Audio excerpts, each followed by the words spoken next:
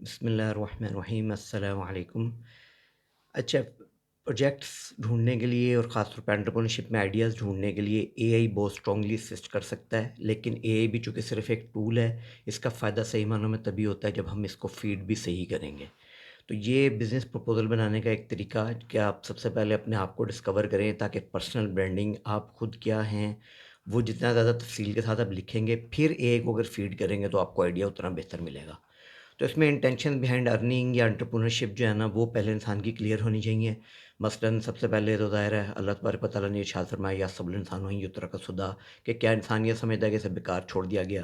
तो दुनिया के अंदर जो हमें बनाया गया है उसके पीछे एक मकसद है, वो मकसद इंसान के सामने होना चाहिए।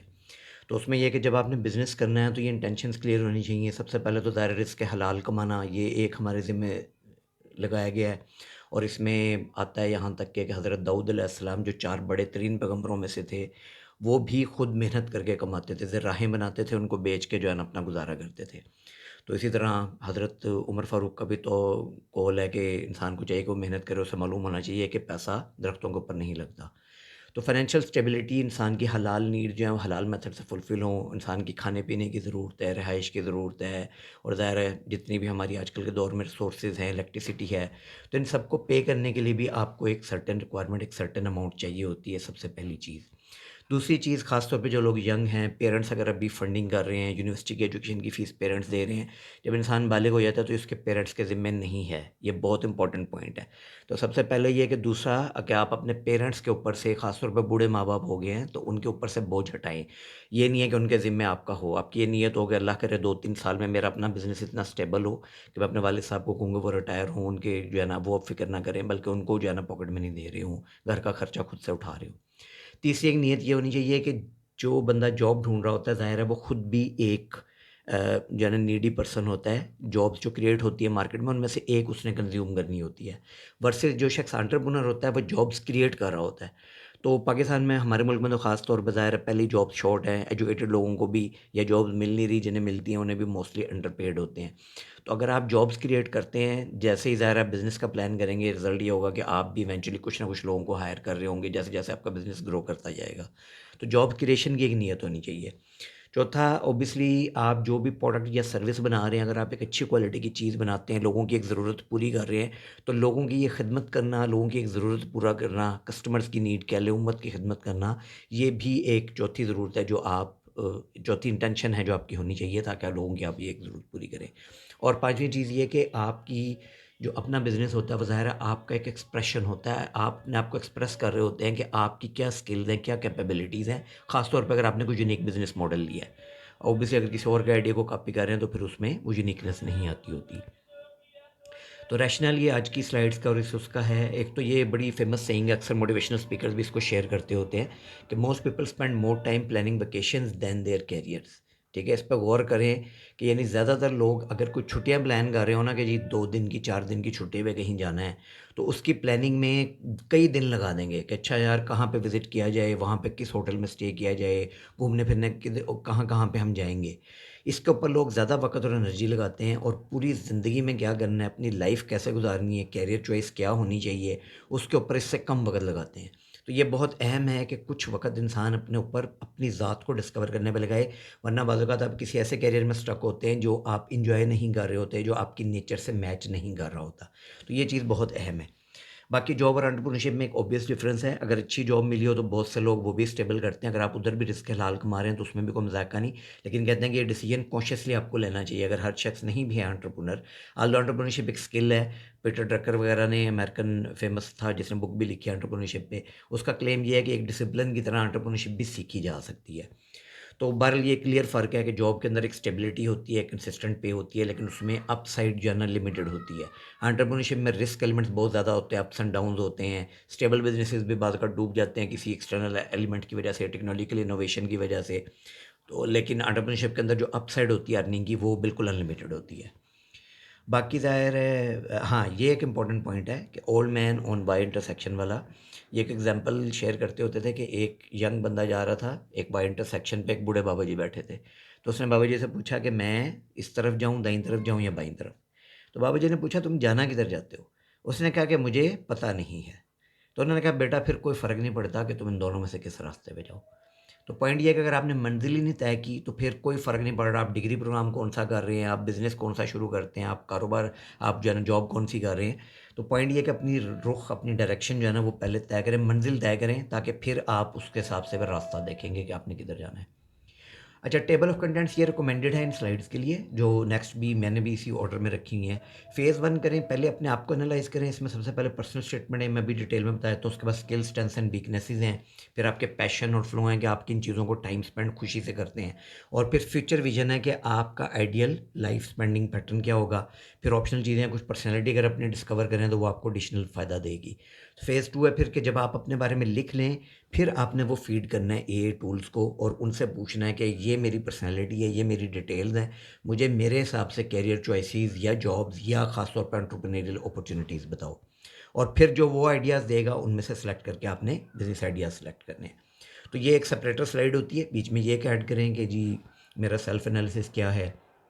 पर्सनल स्टेटमेंट ये अक्सर यूनिवर्सिटीज़ भी लिखवाती हैं, फुल ब्राइट स्कॉलरशिप वाले भी 750 वर्ड 700 टू 750 वर्ड्स की मांगते होते हैं। इसका मकसद ये होता है कि आपकी पूरी लाइफ स्टोरी क्या है, आपका नाम क्या है, बर्थ कहाँ पे हुई, आपने स्कूलिंग कहाँ से की, इवेंचुअली आपने यूनिवर्सिटी में कौन सी फील्ड के अंदर आए हैं, इसके अलावा कोई एक्सपीरियंसेस हैं और लाइफ में कोई स्लम्प्स आए होंगे आपके, सर्टेनली कोई फेलियर्स आए होते हैं, उन फेलियर से आपने क्या लेसन्स ड्रा किए। तो अपनी ज़िंदगी के बारे में जितनी चीज़ें आप डिटेल से लिखेंगे, क्या चीज़ें आपको मोटिवेट करती हैं, ठीक है? ज़िंदगी से आप क्या चाहते हैं अगर मनी के अलावा, पैसों के अलावा, ठीक है, पैसा हर बंदे की ज़रूरत है, लेकिन पैशन आपका जिस चीज़ में होता है, उससे अगर आप पैसा अर्न कर रहे होंगे तो आपको बेनिफिट बहुत ज़्यादा होता है। वेन डायग्राम भी इसमें बाज़ लोग बनाते हैं कि एक है मार्केट के अंदर मनी मेकिंग अपॉर्च्युनिटीज़, एक है आपके पैशन्स। ज़रूरी नहीं है कि आपके हर पैशन में पैसा हो, आपको सिर्फ ये देखना होता है कि आपका पैशन और मनी मेकिंग अपॉर्च्युनिटीज़ अलाइन कहाँ पे कर रही हैं। तो जहाँ पे वो इंटरसेक्शन है, फिर आप उसको ऑप्ट कर रहे होते हैं। दूसरी चीज़ है स्किल्स, स्ट्रेंथ्स एंड वीकनेसेस। कुछ स्ट्रेंथ्स और स्किल्स में स्लाइट बिट ओवरलैप आता है, बट स्किल्स आपकी होती हैं, उसके अंदर हार्ड स्किल्स आती हैं जो आपकी टेक्निकल स्किल्स होती हैं, जो ज़ाहिर है usually over a period of years gain होती हैं। और कुछ सॉफ्ट स्किल्स होती हैं जिनका फील्ड स्पेसिफिक से ताल्लुक नहीं होता, कि आपकी कम्युनिकेशन अच्छी है, कि आपकी पीपल स्किल अच्छी है। बाद लोग ऑर्गेनाइज बहुत ज़्यादा होते हैं, ठीक है, बाद लोगों की स्पोकन अच्छी, बाद लोगों की राइटिंग स्किल्स बहुत अच्छी होती हैं। तो क्या चीज़ें हैं जो आपकी स्ट्रेंथ्स इसके अंदर आएँगी, फिर स्ट्रेंथ्स क्या हैं आपकी, लोग किस तरह आपको डिफ़ाइन करते हैं, क्या चीज़ें हैं जो वीकनेसेस हैं आपकी। तो इनका आप बेशक ये 3 कॉलम बना लें, इनको लिखें अगर एक स्लाइड पे, तो आपको ये असिस्ट करेंगी। लेकिन अगेन ये वेल डिस्कवर्ड होनी चाहिए। बेस्ट ये है कि एक-एक स्ट्रेंथ के नीचे आप जो है ना एक लाइनर भी लिखेंगे किस तरह आपने कब डेमोंस्ट्रेट की है।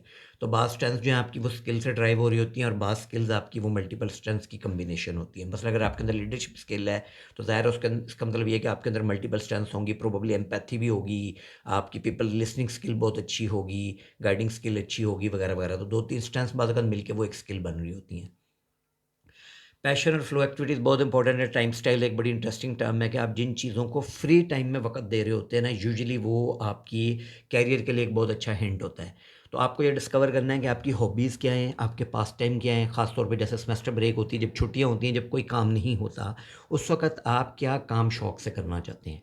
दूसरी टर्म यूज़ होती है फ़्लो की। फ़्लो अमूमन होता है मैनेजमेंट के अंदर ये पढ़ाई जाती है टर्म, के बाद अगर आप काम करते हुए बिना ट्रैक ऑफ टाइम लूज़ कर देते हैं। आप चाहते हैं कि कोई मुझे अब रोके ना। कोई अगर उस वक़्त आपको एंटरटेनमेंट के लिए भी बुलाए तो आपको उलझन होगी, आप रुकना नहीं चाहते। कौन से ऐसे टास्क हैं, काम हैं, असाइनमेंट बनाते हुए, कोई और काम करते हुए, क्या चीज़ें हैं जिनको करते हुए you lose track of time. ये फ़्लो भी आपके लिए बहुत बड़ा हिंट होता है कि आपको किस टाइप का करियर चूज़ करना चाहिए। किस चीज़ में आप इतना एंगेज हो जाते हैं। इसी तरह एक और तरीका है इस सवाल को करने का कि कौन-सी एक्टिविटीज़ हैं जो आपको एनर्जाइज़ करती हैं, जिनके बारे में आप एक्साइटेड फ़ील करते हैं और कौन-सी हैं जो आपको ड्रेन करती हैं, आपको ऐसा लगता है कि वो काम करने के बाद आपकी एनर्जी डाउन होती है, आप उसको ज़्यादा देर नहीं करना चाहते। और ये एक आइडियल तरीका है कि आप अपना एक परफेक्ट डे विजुअलाइज़ करें कि आज से 5 साल के बाद फ़र्ज़ करें money is not an issue, आपके पास पैसे हैं। तो आप किस तरह पूरा दिन गुज़ारेंगे कि आप सैटिस्फाइड फ़ील करेंगे। ठीक है, इंसान ने 1 आध दिन की कोई ब्रेक ले ली, रेस्ट कर लिया, बट आप क्या कर रहे होंगे कि आप सेल्फ सैटिस्फाइड होंगे कि मेरी ज़िंदगी कोई मकसद पूरा कर रही है। क्या लोगों को हेल्प करना आपको पसंद है? क्या आपको कोई प्रोग्रामिंग पसंद है? क्या आपको कोई और टास्क है जिसमें आप ज़्यादा टाइम गुज़ार रहे होंगे तो आपको खुशी होगी? किस तरह की वैल्यू एडिशन ख़ास तौर पर अल्ट्रुइस्टिक या इस तरह के टास्क जो आप दूसरों की मदद के लिए कर सकते हैं, क्या हेल्प आप लोगों की कर रहे होंगे कि आपको खुशी होगी, लाइफ फुलफिल्ड फ़ील होगी। इसका भी ये फ़ायदा होगा कि अगर आप ये चीज़ें ट्रैक डाउन कर लें तो कैरियर आप वही चुनें फिर, ताकि आपको पैसा उससे मिल ही जाएगा इवेंचुअली, लेकिन ये कि आपका वो क्लियर हो विज़न कि आपने जाना किधर है। इसी तरह एक और हिंट अगर ये भी लिख लें तो बहुत फ़ायदा होगा कि आप क्या किस तरह के प्रॉब्लम रिज़ॉल्व करना चाहते हैं। आपकी अपनी लाइफ़ में कोई तंगी हो, पेन पॉइंट हो, आपने करीब में देखो आपके रिलेटिव्स में कोई तंग होता हो किसी चीज़ से, फ्रस्ट्रेट होता हो किसी चीज़ के बारे में, उनके सॉल्यूशन ढूँढना, ये सोचना, पेन पॉइंट्स हल करना, अगर आप मोटिवेटेड हैं किसी चीज़ के बारे में तो इससे आपको स्ट्रॉन्ग प्रोबेबिलिटी है कि आपको करियर चॉइस मिल जाएगी।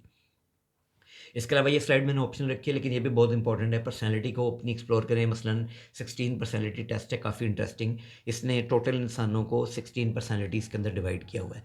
तो ये फ्री में अवेलेबल है 16personalities.com के ऊपर।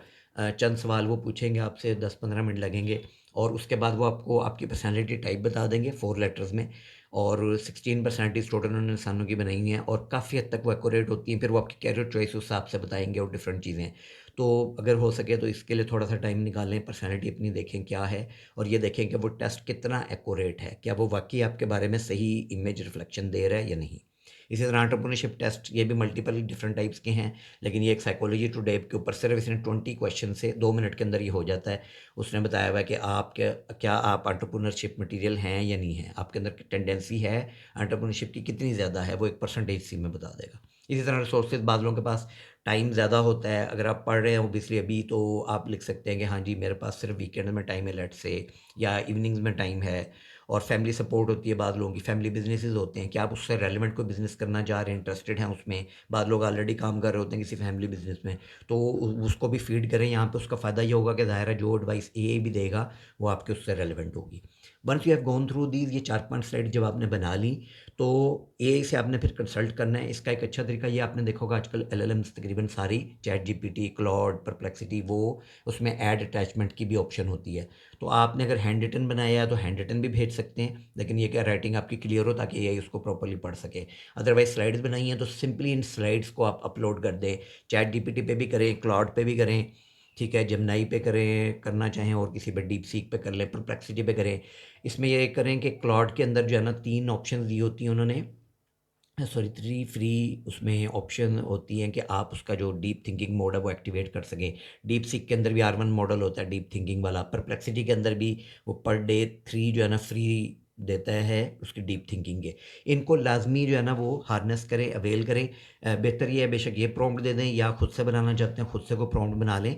तो सिंपली उसको स्लाइड देके ये कहें कि मुझे 4 से 5 को बिज़नेस आइडियाज़ दो कि मैं जो है ना लो बजट के जो मैं एज़ ए स्टूडेंट कर सकूँ और जो मेरी पर्सनैलिटी के हिसाब से कस्टमाइज़्ड हों। तो इस ये करेंगे तो ज़ाहिर है आपको उसका बेनिफिट, उसका एडवांटेज ज़्यादा होगा। फॉर एग्ज़ाम्पल ये परप्लेक्सिटी है, इसके अंदर यहाँ पे आपने ये वाली सर्च ऑप्शन ओपन कर देनी, 3 क्वेरीज़ रिमेनिंग टुडे, ये डेली की 3 देता है। जब ये करके आप फ़ीड करेंगे कि मुझे मेरे हवाले से टिप्स शेयर करो तो फिर वो आपको ज़्यादा डिटेल के साथ बताएगा। इसी तरह क्लाउड पे जाएँगे, उसके अंदर भी इसी तरह उसने डीप थिंकिंग मॉडल दिया हुआ है जो कि वो 1 हफ़्ते की आई थिंक 3 देता है ऑप्शंस। तो उनको भी आप क्लिक करके उस पे डीप सीक के ऊपर भी R1 के ऊपर क्लिक करके करेंगे तो वो ज़्यादा डिटेल के साथ आपको एडवाइस दे देगा। एनीवे जब ये हो जाएगी फिर उसके बाद आपने आगे चलना है। लेट्स सी वो जो ऑप्शन अभी यही देगा, आप उनको रीड करें ब्रीफली और देखें कि उनमें से कौन से आइडियाज़ हैं जो आपको एक्साइटिंग लग रहे हैं। चैट जीपीटी पे भी पढ़ें, क्लॉड्स ने 4-5 दिए वो भी पढ़ें, डीप सीक वाले भी पढ़ें। हो सकता है एक आपको क्लाउड वाला पसंद आ जाए, एक चैट जीपीटी का पसंद आ जाए, एक डीप सीक का पसंद आ जाए, एक परप्लेक्सिटी का। तो 2-3 आइडियाज़ जो टॉप पे लगे हैं उनको रेटिंग देके उनकी रीज़निंग लिखें कि क्यों आपको पसंद आ रही है। फिर आप इवन एआई के साथ मज़ीद ब्रेनस्टॉर्मिंग कर सकते हैं कि मुझे आइडिया पसंद आ रहा है, मुझे बताओ कितनी इन्वेस्टमेंट से शुरू हो जाएगा, इसके लिए मुझे स्किल्स कौन-सी चाहिए जो मैं स्टार्ट करूँ, ताकि जो है ना वो आप उस डायरेक्शन में मूव करना शुरू करें। फिर उनमें से ज़ाहिर है जो टॉप पे आपके 1-2 आ रहे हैं, स्पेशली एक आइडिया जो सबसे ज़्यादा क्लिक कर रहा है और सेकंड नंबर पे जो आपके टॉप प्रेफ़रेंसेस हैं, उनको आप फर्दर स्लाइड्स के अंदर डिटेल से शेयर कर लें। फिर आइडिया के अंदर ज़ाहिर है सबसे इंपॉर्टेंट प्रॉब्लम और सॉल्यूशन है कि क्या प्रॉब्लम आइडेंटिफ़ाई कर रहा है वो बिज़नेस, लोगों का कौन-सा मसला है जो वो हल कर रहे हैं, उसका ऑलरेडी मार्केट में क्या गैप है, लोग करंटली किन सॉल्यूशंस पे गुज़ारा कर रहे हैं और आपने क्या उससे बेहतर दिया। सॉल्यूशन आप क्या लाए हैं और यूएसपी की एक टर्म यूज़ होती है, या यूवीपी भी कह देते हैं, यूनिक सेलिंग प्रोपोज़िशन या यूनिक सेलिंग पॉइंट या यूनिक वैल्यू प्रोपोज़िशन। तो आपका जो बिज़नेस है, सॉल्यूशन है, उसमें ऐसी क्या चीज़ है जो किसी और के पास नहीं? ये इनोवेशन है आपकी कि आप क्या क्रिएटिव तरीके के साथ लेके आ सकते हैं। तो अगर ना डिटेल में दी हो एआई ने, आप उसके साथ भी ब्रेनस्टॉर्मिंग कर सकते हैं, लेकिन जितना ज़्यादा आप अपना दिमाग यूज़ करेंगे, उतना ज़्यादा आपको फ़ायदा होगा इसमें। दूसरी स्लाइड में भी लिखे हैं ज़ाहिर है मार्केटिंग की अगर कैसे करेंगे, इसमें सबसे पहले ऑब्वियसली टारगेट मार्केट क्या है, उसकी प्रोफाइल क्या है, उसका पर्सोना क्या है, और आप शुरू के जो चंद कस्टमर्स हैं वो कैसे लेके आएंगे, क्योंकि फर्स्ट कस्टमर सबसे डिफिकल्ट होते हैं। वो एक दफ़ा आ जाएंगे तो फिर आगे के लिए आपके लिए काम ईजी हो जाएगा। तो मार्केटिंग की डिटेल क्या है, इसमें जनरल कमेंट्स नहीं होने चाहिए आपके कि जी मैं डिजिटल मार्केटिंग करूँगा। प्रिसाइजली जो कस्टमर आपने आइडेंटिफाई किया उस तक एग्जैक्टली कैसे पहुँचना है। अगर डिजिटल मार्केटिंग कर रहे हैं तो उसमें उनकी प्रोफाइल किस तरह देंगे एंड ऑल दैट। फिर ऑब्वियसली फाइनेंशियल्स बहुत इंपॉर्टेंट हैं कि आपको स्टार्टिंग में कितना स्टार्टअप कॉस्ट क्या चाहिए होगी, और रनिंग में क्या हिसाब होगा। जो आप प्रोडक्ट सेल करने लगे हैं उसका क्या प्राइसिंग मॉडल है, प्राइस क्या होनी है, ठीक है, यूनिट इकोनॉमिक्स क्या है, उस पर खर्चा कितना आएगा आपका, और ऑब्वियसली रेवेन्यू स्ट्रीम्स क्या होंगी। क्या सिंगल प्रोडक्ट अभी सेल करें, यूजुअली स्टार्ट इंसान ऐसे ही करता है, तो उसकी ज़ाहिर सेल प्राइस क्या होगी और कॉस्ट आपको क्या पड़ जाएगी, स्पेंडिंग क्या होगी, मेजर खर्चे आपके क्या होने हैं। उसके बाद ज़ाहिर फर्स्ट स्टेप क्या है, विद इन अ मंथ आप क्या पहला स्टेप लेंगे कि आप इस बिज़नेस को एक्चुअली एग्जीक्यूट कर सकें।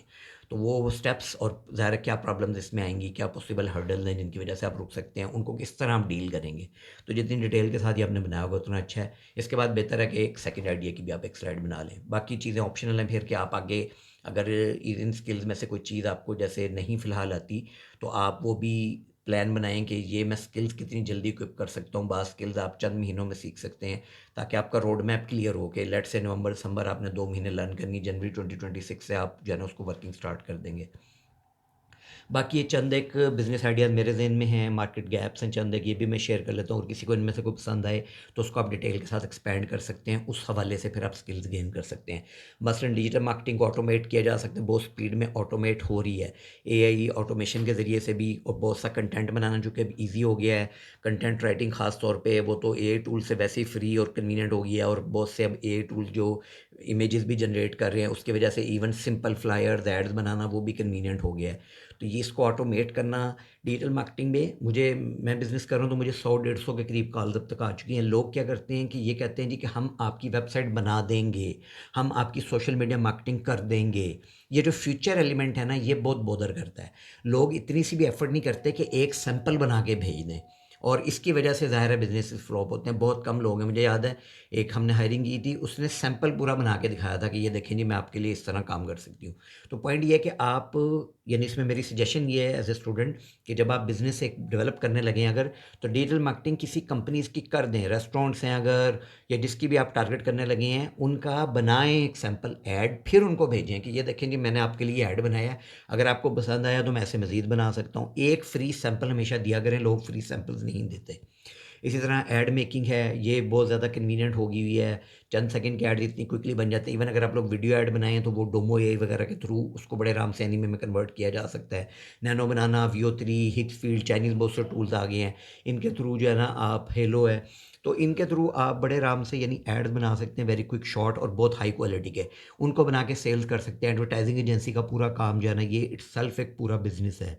तो अगर कोई इसमें इंटरेस्टेड हो, ये है। एआई वॉइस एजेंट्स ये इंटरनेशनली इस वक्त बहुत स्पीड में बढ़ रहे हैं। बिल्कुल जिस तरह आपको एआई टूल्स के साथ बातचीत करते हुए बाज़ वक़्त फ़ील नहीं होता कि ये मैं किसी एआई से बात कर रहा हूँ, बिल्कुल इसी तरह साउंड भी उनकी बहुत सारों की 11 लैब्स के थ्रू, वेपी वगैरह सॉफ्टवेयर उनके थ्रू बन गई हैं ऐसी कि आप लिटरली कॉल सेंटर एजेंट्स बना सकते हैं, पूरे पूरे कॉल सेंटर्स की जॉब्स रिप्लेस कर सकते हैं। ये चंद महीनों के अंदर लर्न की जा सकती है, 2 से 3 महीने का सिर्फ जर्नी है। तो अगर कोई मोटिवेटेड है, पैशनेट है, तो ये भी एक बिज़नेस आइडिया है सेपरेटली। चौथा, इसी तरह सीआरएम सिस्टम्स बनाए जा सकते हैं, लेकिन ये थोड़ा टाइम लगता है, 4-6 महीने का जर्नी होगा। जिम्स, सैलून्स, क्लिनिक्स, कोई भी चीज़ आप लें, इनका सिस्टम मुझे याद है मसलन एक यहाँ करीबी यासिर दोस्त वालों ने बनवाया था, तो उस वक्त पता नहीं 2-2.5 लाख बता रहे थे, उस वक्त पे किया था, 8 से 10 साल पहले की बात है।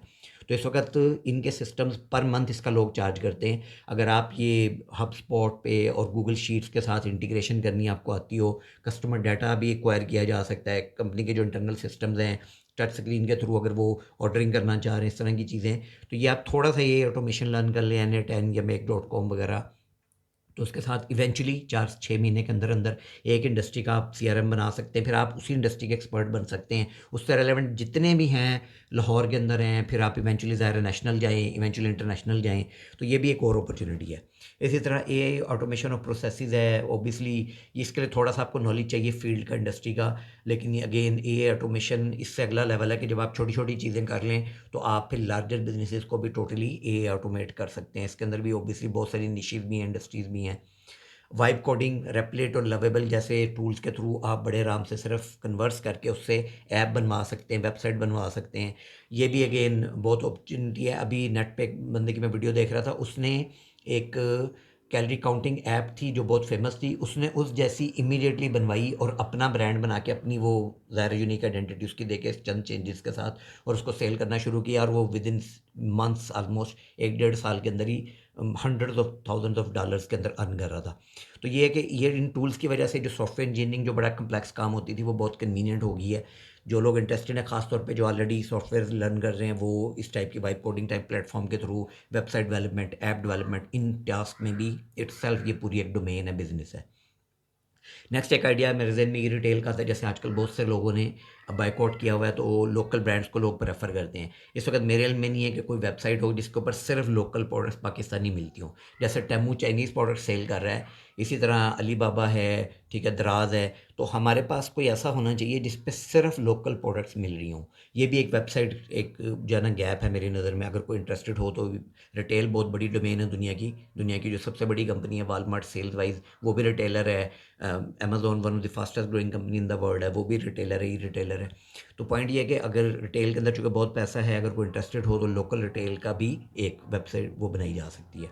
इसी तरह ऑर्गेनिक फ़ूड की आई थिंक काफ़ी डेफिशिएंसी हमारे मुल्क में। फ़ास्ट फूड तो बहुत चल रहे होते हैं, लेकिन ऑर्गेनिक फ़ूड की बहुत कमी होती है, तो उसका भी जैसे सब एंड फ्रेश है या सबवे जैसी कोई लोकल रिटेल चेन होनी चाहिए। इसके अलावा ये कुछ बिज़नेस आइडियाज़ एंटरटेनमेंट वर्ल्ड से हैं, मैं पर्सनली भी इनमें इंटरेस्टेड हूँ।